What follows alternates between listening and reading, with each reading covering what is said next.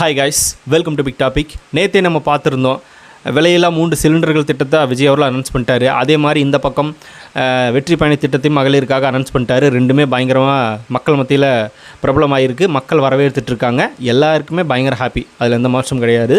சரி, இந்த 2 திட்டங்களை தொடர்ந்து நேற்று இன்னொரு விஷயத்தையும் விஜய் அவர்கள் அனௌன்ஸ் பண்ணியிருந்தார். இந்த பரந்தூர் விமான நிலைய திட்டம் ரத்து செய்யப்படுகிறது, அதனோட பணிகள் எல்லாமே ரத்து செய்யப்படுகிறது அப்படின்னு சொல்லி ஒரு அறிவிப்பை விஜய் அவர்கள் வெளியிட்டார். அது எந்தளவுக்கு ஒரு பூதாகாரமான விஷயமாக வெடிக்கும், எந்த அளவுக்கு பார்த்தோன்னா ஒரு மிகப்பெரிய பிரச்சனையாக போயிட்டு இருந்த ஒரு விஷயம், அதை ரொம்பவுமே அசால்ட்டாக அதை வாசிச்சுட்டு போயிட்டார். ரொம்பவுமே போகிற போக்கில் அதை வாசிச்சுட்டு போயிட்டார். இந்த திட்டம் கைவிடப்படுது அரசால் அப்படின்னு சொல்லி கைவிட்டுட்டு அதை முடிச்சிட்டாங்க, ஊற்றி மூடிட்டாங்க. நம்ம முதலமைச்சர் விஜய் அவர்கள் சட்டசபையில் அறிவிச்சிட்டார். இதை அறிவிச்சதுக்கப்புறமா தான் திமுக நபர்கள் என்ன பண்ணாங்கன்னா வெளிநாடு பண்ணி ஓடி போயிட்டாங்க, எங்களுக்கு பேச வாய்ப்பு தரல அப்படின்னு சொல்லி. விதி 110 கீழ் விஜய் அவர்கள் அந்த அறிவிப்பை வெளியிட்டிருக்காரு. அப்படி இருக்குன்னா அங்கே யாரும் பேசுறதுக்கெல்லாம் ஒன்றுமே கிடையாது. இந்த ஆட்சி அதை ரத்து பண்ணுது அப்படின்னா பண்ணுது. போன ஆட்சியில் நீங்கள் அந்த திட்டத்தை உள்ளே கொண்டு வந்திருக்கலாம், ஆனால் இப்போ இந்த ஆட்சி இருக்குன்னா அது தொடருது அப்படின்னா அதுக்கு பட்ஜெட் செலவு பண்ணுறது எவ்வளோ விஷயம் இருக்குது, அதை அந்த அரசு எடுத்து பண்ணணும். அது உங்கள் ஆட்சியில் வந்துச்சுன்னா ஓகே. இப்போ இந்த ஆட்சி அதை எடுத்து பண்ணணும், நிதி நிலைமை இதெல்லாம் பல பிரச்சனைகள் இருக்குது. அது எல்லாத்தையும் தாண்டி அங்கே இருக்கிற மக்கள் இந்த பரந்தூர் விமான நிலையம் இங்கே வேண்டாம் அப்படின்னு சொல்லி தான் போராட்டம் பண்ணிக்கிட்டே இருந்தாங்க 1000 நாட்களுக்கு மேலே. அது எல்லாருக்குமே தெரியும். அதே மாதிரி விஜய் அவர்களும் பார்த்தோன்னா ஃபஸ்ட் டைம் போய் ஒரு பிரச்சாரத்தை ஒரு பிரச்சனையில் கலந்துக்கிட்டு பேசின முதல் இதுவும் அந்த பரந்தூர் தான். அதை அப்போவே சொல்லியிருந்தார், கண்டிப்பாக நான் ஜெயிப்பேன், ஜெயிச்சதுக்கப்புறமா சட்டசபையில் இதை நான் ரத்து பண்ணுவேன் அப்படின்னு சொல்லியிருந்தார். சொன்ன மாதிரியே செஞ்சு காட்டிட்டார். அந்த பரந்தூர் விவசாயிகளுக்கு விஜய் அவர்கள் கொடுத்த அந்த வாக்குறுதியை நேற்று நிறைவேற்றி காட்டிட்டார். பரந்தூர் விமான நிலையம் ரத்து செய்யப்படுகிறது அப்படின்னு ஒரு விஷயத்தை முடிச்சிட்டார். இதை பார்த்தோன்னதே திமுக காரங்களாம் டென்ஷனாகி வெளிநடை பண்ணி ஓடி போயிட்டாங்க. வெளியே பேட்டி வேறு கொடுத்துக்கிட்டு இருக்காங்க, இதை எல்லாம் நிறுத்தக்கூடாது, இதை தொடர்ந்து பண்ணுங்கள், நாங்கள் பல ஆய்வு பண்ணி தான் அதையெல்லாம் உள்ளே கொண்டு வந்திருக்கோம், இது பண்ணியாகணும், இது பொருளாதாரத்துக்கு எதிரானது, பொருளாதாரம் இது மூலமாக கீழ் நோக்கி போகுது, வேலைவாய்ப்புன்றது நிறைய பேருக்கு இல்லாமல் போகுது, என்னென்ன பேசிகிட்டு இருக்காங்கன்றது நம்மளுக்கு பார்க்குறதுக்கு சிரிப்பாக இருக்குது. விஜய் அவர்கள் என்னமோ தமிழ்நாட்டில் அந்த விமான நிலையமே இருக்கக்கூடாது அப்படின்னு ரத்து பண்ண மாதிரி பேசிக்கிட்டு இருக்காங்க. அவர் தெளிவாக சொல்லிட்டார், இந்த இடத்துல விவசாயிகள் மக்களுக்கு பிரச்சனை இருக்குது, அவங்களோட வாழ்வாதாரம் பாதிக்குது, விளைநிலங்கள் பாதிக்குது, விவசாயம் பாதிக்குது அப்படின்றதுனால இந்த இடத்துல வேணாம், இதுக்குன்னு நிறைய இடத்த நாங்கள் தேர்வு செஞ்சுருக்கோம், அந்தந்த இடத்த செக் பண்ணி அங்கெல்லாம் ஆய்வு மேற்கொண்டு இங்கெல்லாம் பண்ணலாமா அப்படின்னு ஒரு தெளிவான ரிசல்ட் எடுத்து அதுக்கப்புறமா வேற ஒரு இடத்துல இதை கொண்டு வரலாம், இந்த இடத்துல வேணாம் அப்படின்னு சொல்லி தான் அவர் ரத்து பண்ணியிருக்காரு. அவர் விமான நிலையமே வேண்டாம் அப்படின்னு ரத்து பண்ணல, வேறு இடத்துல பண்ணிப்போம், இந்த இடம் வேணாம். அதுதான் மக்கள் கேட்குறாங்களே, அரசுக்கு எதிராக மக்கள் போராடுறாங்க அப்படின்னா அப்போ நம்ம மக்கள் சொல்கிறபடி தான் நடந்துட்டு போங்க நம்ம அந்த இடத்துல. இப்போ திமுக கட்சிக்காரங்களை தவிர, அதிலும் ஒரு சில பேர் தான், எல்லோரும் கிடையாது, அந்த ஒரு சில பேர் தவிர அந்த பரந்தூர் விமான நிலையம் அங்கே வரவே கூடாது அப்படின்னு தான் பல கட்சிகளோட நிலைப்பாடு, பல மக்களோட நிலைப்பாடு. திமுகவில் ஒரு சில பேருக்கு மட்டும்தான் அது வேணும் அப்படின்னு தோணுது, மற்ற எல்லாரையும் கேட்டாலும் அங்கே வேணாம் அப்படின்னு தான் சொல்லுவாங்க. ஏன்னா அதனோட பாதிப்பு என்ன அப்படிங்கிறது அங்கே போய் ஆய்வாளர்கள் எல்லாம் ஆராய்ச்சி பண்ணி சொல்கிறாங்க, என்ன நடக்கும் ஏது நடக்கும். அதுவும் பார்த்தோன்னா வெள்ளம் வந்துச்சு அப்படின்னா அங்கே பரந்தூரில் எப்படி இருக்காது, அது விமான நிலையத்துக்குள்ளே தான் அதிக அளவில் வரும் அப்படின்னு சொல்லி பல ஆய்வுகள் சொன்னாங்க. இது எல்லாமே போயிட்டு தான் இருக்குது.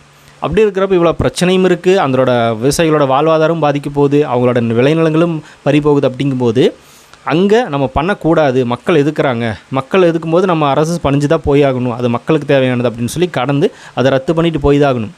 அதை தான் முதலமைச்சர் விஜய் அவர்கள் பண்ணியிருக்காரு. இவங்க பண்ணாமல் ஏமாற்றிட்டே இருந்தாங்க மக்களை. நீ என்ன வேணால் போராட்டம் பண்ணி, என்ன வேணால் பண்ணிக்கோ, என்ன வேணால் கண்ணீர் விட்டு அழு, ஏதோ பண்ணு. எத்தனை விவசாய நிலங்களை அப்போவே அழிச்சாங்கன்றதையும் பார்த்துருப்பீங்க. ஆனால் அதையெல்லாம் பார்த்து காது கொடுத்து கேட்காம நாங்கள் பண்ணி தான் தீர்வு அப்படின்னு சொல்லி நிலங்களெல்லாம் வாங்கறதுக்கு ட்ரை பண்ணாங்க, ஏமாற்றி வாங்கினாங்க அப்படின்லாம் நிறைய பேர் குற்றச்சாட்டு வச்சாங்க. ஸோ இது எல்லாமே திமுக கோட்டை விட்ட இடம் அதெல்லாம் பரந்தூர் விமான நிலையம் அப்படிங்கிறது. மக்கள் வேணான்ட்டாங்க அப்படின்னா விட்டுற வேண்டியதானே. அங்கே இருக்கிற மக்கள் மட்டும்தான் போராடினாங்கன்னா இல்லை, பல பேர் வெளியிருந்து போராடினாங்க, வெளியிருந்து ஆதரவு குரல் தெரிவித்தாங்க, இதை பண்ணாதீங்க அப்படின்னு நிறைய பேர் அறிவுரை சொன்னாங்க. அப்படி இருக்கிறப்ப எல்லா மக்களுமே அதுக்கு எதிராக இருக்கும்போது அதை நம்ம ரத்து பண்ணி தான் ஆகணும் அப்படின்ற ஒரு பேசிக் சென்ஸ் கூட இல்லாத ஆட்சியாக தான் திமுக ஆட்சி நடந்திருக்கு போன டைம். ஆனால் முதலமைச்சர் விஜய் அவர்கள் அதெல்லாம் கருத்தில் கொண்டு மக்களுக்கு பாதிப்பு ஏற்படுத்துது, மக்கள் இதுக்கு எதிர்ப்பு தெரிவிக்கிறாங்க. அப்படி இருக்கிறப்ப இங்கே நம்ம பண்ண வேணான்னு சொல்லி அந்த இடத்துல ரத்து பண்ணியிருக்காரே தவிர அந்த விமான நிலையமே வேண்டாம் அப்படின்னு ரத்து பண்ணல. பரந்தூரில் வேணாம், வேறு இடம் அதுக்காக நாங்கள் தேர்ந்தெடுத்துட்ருக்கோம், அந்த இடத்துல ஆய்வு பண்ணி அங்கே ரிசல்ட் வந்துச்சு அப்படின்னா அங்கே அதுக்குடான சாத்தியக்கூறுகள் இருக்கும், அது எந்த இடம் தேடி கண்டுபிடிச்சி அந்த இடத்துல அமைச்சிக்கலாம் அப்படின்னு தான் முதலமைச்சர் விஜய் அவர்கள் சொல்லியிருக்காரே தவிர விமான நிலையமே வேண்டாம் அப்படின்னு சொல்லலை. அது இந்த ஊப்பிகளுக்கு புரியல. சரி, அதையும் மீறி ஏன் அவங்க கத்துறாங்க அப்படின்னா திமுக ஆட்சியில் ஒரு மிகப்பெரிய ஒரு மிதப்பு இருக்கும். என்ன மிதப்பு அப்படின்னா, இப்போ பரந்தூர் விமான நிலையத்தை அங்கே தான் கட்ட போகிறாங்கன்றது நம்பிட்டாங்க அவங்களே. இங்கே தான் வரப்போகுது, டெஃபினட்டாக இங்கே தான் நடக்க போகுது, அதில் எந்த மாற்றம் கிடையாது, நம்ம தான் அடுத்த எலெக்ஷன் விஜய் யார் வந்தால் நம்ம தான் ஆட்சிக்கு வருவோம், அது டெஃபினட்டாக வரும். அதனால் நம்ம என்ன பண்ணோம் அப்படின்னா திமுக காரங்க, திமுக பினாமிகள் நிறைய பேர் இருப்பாங்கள்ல, இவங்கெல்லாம் வந்து என்ன பண்ணிட்டாங்கன்னா அந்த பக்கம் இருக்கிற விளைநிலங்களெல்லாம் வளைச்சி வாங்கி போட்டுடலாம் அப்படின்ற மாதிரி பிளான் பண்ணிட்டு இருந்திருக்காங்க. ஏன்னா ஏர்போர்ட் வந்துருச்சு அப்படின்னா அங்கே தொழில் வளர்ச்சிங்கிறது அதிக அளவில் வரும், நிறையா ஃபேக்ட்ரி வரும், நிறைய கடைகள் என்னென்னமோ வரும் அந்த ஏர்போர்ட்டை சுற்றி. அப்படி இருக்கிறப்போ அந்த ஏர்போர்ட் கட்டாங்க அப்படின்னா அங்கே சுற்றி இருக்கிற நிலங்களுக்கு பைசா வந்து டிமாண்ட் அதிகமாகிடும். அப்படி இருக்கிறப்போ ஒரு 10 லட்ச ரூபா உள்ள ஒரு இடத்த நம்ம நினச்சோம் அப்படின்னா 50 லட்ச ரூபாய்க்கு கூட விற்கலாம். ஏன்னா அங்கே பொருளாதாரம் வரப்போகுது, ஒரு ஏர்போர்ட் இருக்குது, உங்களுக்கு நல்லா பிஸ்னஸ் ஆகும், வேலை வாய்ப்பும் கிடைக்கும், அதே நேரத்தில் உங்களோட பிஸ்னஸும் இன்க்ரீஸ் ஆகும். அதனால் இந்த விலைக்கு நீங்கள் கொடுங்க அப்படின்னு சொல்லி பேரம் பேசி 10 லட்ச ரூபாய் இடத்த கூட 50 லட்சம் 1 கோடி கூட விற்பலாம். அந்த மாதிரி பிளான் பண்ணி வச்சு சில பேர் இடங்களை வாங்கி போட்டிருக்காங்க அப்படிங்கிறது செய்தி. ஓகேவா? அதுக்காக இப்போ இந்த திமுக நபர்கள் குதிச்சுட்டு இருக்காங்க. அதை வந்து விஜய்க்கு எடுத்துட்டாரு. இப்போ இந்த பரந்தூர் விமான நிலையம் அங்கே வரவே இல்லை அப்படின்னா அந்த இடத்தெல்லாம் நம்ம வாங்கி என்ன பண்ண போகிறோம், வளைச்சு போட்டு என்ன பண்ண போகிறோம், நம்மளால் ஒன்றுமே பண்ண முடியாது அப்படின்ற ஒரு காண்டில் தான் இதை வேண்டான்னு சொல்லி வெளிநடை பண்ணி ஓடி போயிருக்காங்க. அப்படிங்கிறதா இப்போ பரவலாக மக்கள் பேசிக்கிட்டு இருக்காங்க. சோசியல் மீடியாஸில் எல்லா இடங்களையும் வைரல் ஆகிட்டு இருக்கிறது இதுதான். இந்த ஒரு பிஸ்னஸ் அவங்களுக்கு பாதிக்குது. அதுக்காக தான் இந்த பிரச்சனை வந்து அவங்க வேணும், கண்டிப்பாக அங்கே வேணும். இது பொருளாதாரத்துக்கு எதிரானது. பொருளாதாரம் வந்து இதன் மூலமாக பின்தங்கி போயிடும். இவங்களுக்கு பொருளாதாரத்தை பற்றிலாம் அக்கறையே இல்லை. இவங்க வந்து ஏதோ ஒரு பீகார் மாதிரியோ ஏதோ ஒரு அந்த மாநிலத்து மாதிரியோ மாத்திரக்காக ட்ரை பண்ணிகிட்ருக்காங்க, டிவிக்கே ஆச்சு அப்படின்னு சொல்லிகிட்டு இருக்காங்க. இவங்க தான் நம்மளை தற்கொலைன்னு சொல்கிறாங்க, பொருளாதாரத்தை தடுக்கக்கூடிய தற்கொலை ஆச்சு அப்படின்னு. அட லூசு பசங்களை, அவர் பொருளாதாரத்தை தடுக்கலை, இந்த இடத்துல வேணால் வேறு இடத்த செலக்ட் பண்ணிக்குவோம், அந்த இடத்துலையும் பொருளாதாரம் உயரும், அதுக்குண்டான ஒரு இடத்த தேடுவோம், செலக்ட் பண்ணுவோம். தமிழ்நாட்டில் அந்த மாதிரி ஒரு இடம் கிடைக்காதா? அந்த ஒரு இடம் தான் கிடைக்குமான்னு அந்த சைடே வந்து தேடணும்னா நிறைய இடங்கள் கிடைக்கும். அதுக்கு மக்கள் யார் எதிர்ப்பு தெரிவிக்காமல் ஆதரவு தெரிவித்தாங்க அப்படின்னா அந்த இடத்துல நம்ம போடுவோம்.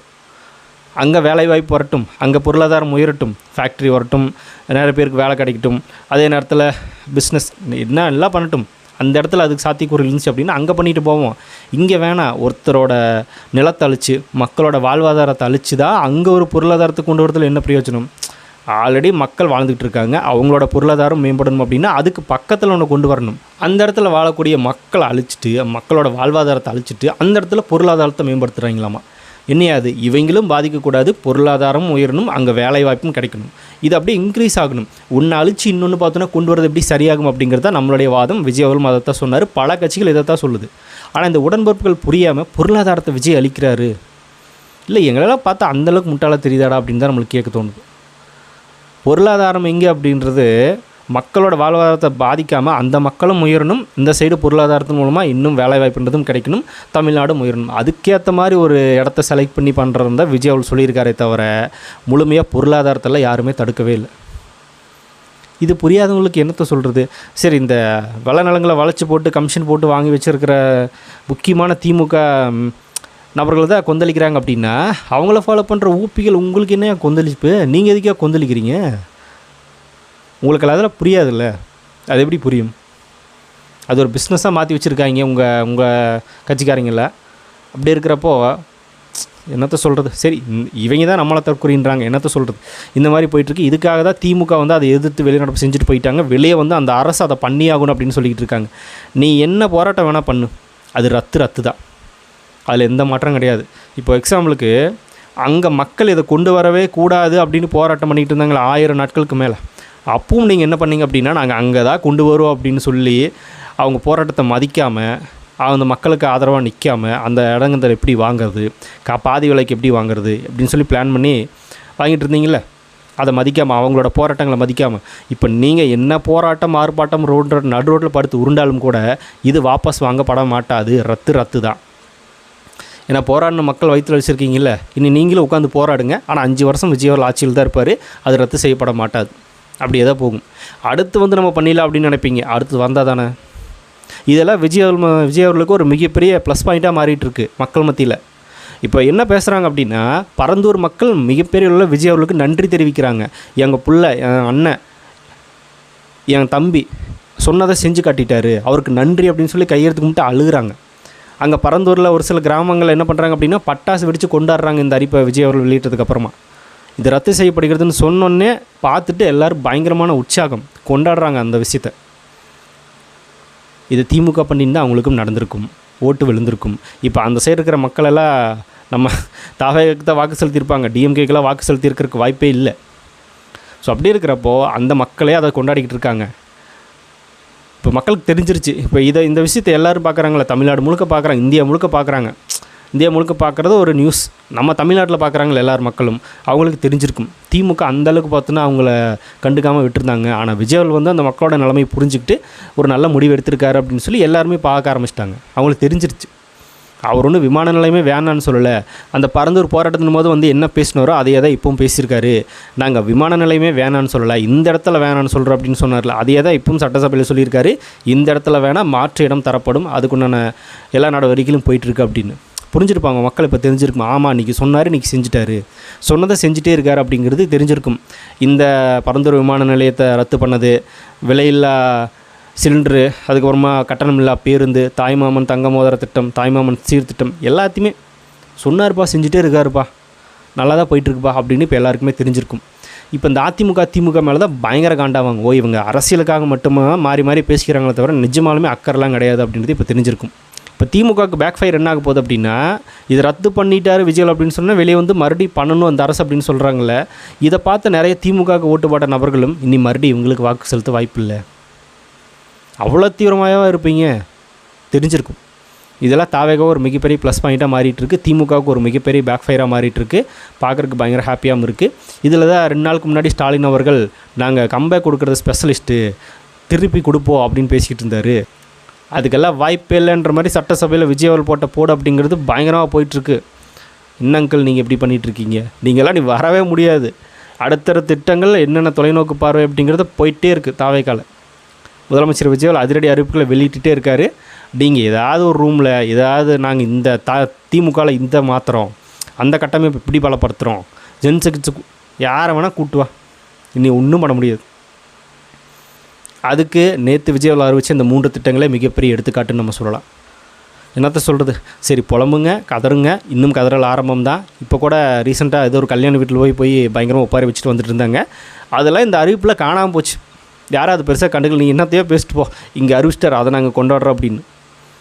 பாப்போம் இன்னும் என்னென்ன பண்ணி அதிமுகவை கதற விட போகிறார் அப்படின்னு. ஸோ திமுக செய்யாததை, திமுக மக்கள் மத்தியில் வாங்கின கெட்ட பெயரை விஜய் அவர்கள் வாங்காமல் மக்களுக்கு எது சரியோ அதை மட்டும் முடிவு பண்ணி இந்த பரந்தூர் விமான நிலைய திட்டத்தை ரத்து பண்ணியிருக்காரு.